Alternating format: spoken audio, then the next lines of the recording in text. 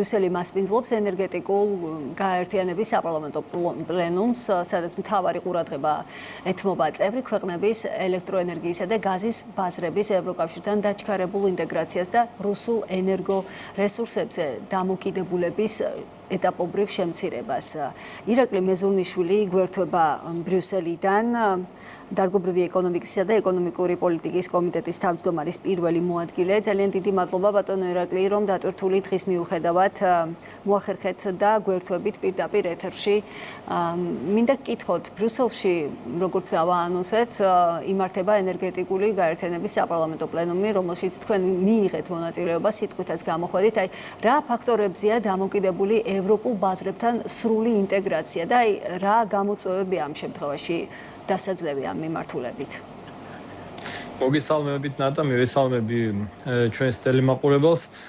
ძალიან მნიშვნელოვანი და აქტუალური საკითხი წარმოიჭრა დღეს ბრიუსელში. ეს იყო ენერგო უსაფრთხოება.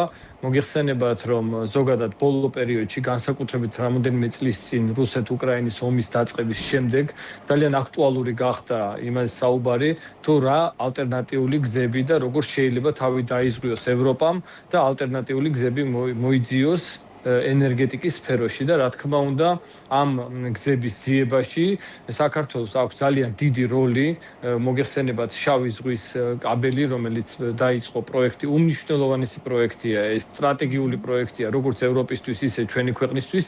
ამ პროექტმა მიიღო ორმხრივი ევროკომისიისა და ევროსაბჭოსა და ევროპარლამენტის მიერ იქნა მიღებული გადაწყვეტილება, მნიშვნელოვანი გადაწყვეტილება მიენიჭოს ამ პროექტს ორმხრივი სტრატეგიული ინტერესის სტატუსი. ეს სტატუსი არის მნიშვნელოვანი ის გარემოებაა, რომ ამ სტატუსის შემდეგ, მინიჭების შემდეგ აღნიშნული პროექტი მოხვდება, ასე ვთქვათ, ევროკავშირის ენერგეტიკის საკანონმდებლო ბაზაში, საკანონმდებლო სფეროში და ავტომატურად ნიშნავს იმას, რომ ძალიან გამარტივდება უკვე დაფინანსება, ინფრასტრუქტურული მნიშვნელობით დაფინანსების აღება ძალიან გამარტივდება და ეს არის ძალიან მნიშვნელოვანი ასევე ჩვენი ქვეყნისთვის, მაგრამ აქ ის მთავარი მიზანი და მთავარი, ასე ვთქვათ, შეუიარაღებელი თვალი ჩანს, რომ ევროპას ძალიან ჭირდება საქართველო. ანუ ძალიან ჭირდება საქართველო და ამიტომაც ვიმყოფებით დღეს აქ. მე მქონდა შესაძლებლობა მესაუბრა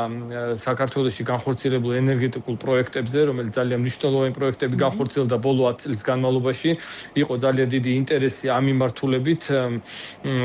მწვანე ენერგია, განახლებადი ენერგია არის ასევე ძალიან პრიორიტეტული ჩვენი ქვეყნისთვის. მოგეხსენებათ, რომ ჩვენი განხორციელებული პროექტების შედეგად უკვე 20%-მდე დაიკავა, ასე ვთქვათ, მწვანე ენერგიის ჰიდროელექტროსადგურებმა და მზის პანელებმა და ქარის სადგურებმა დაიკავა უკვე დაახლოებით 20%. ჩვენ გვაქვს იმის ამბიცია, რომ ეს პროცენტი 2030 წლამდე გავზარდოთ დაახლოებით 27%-მდე.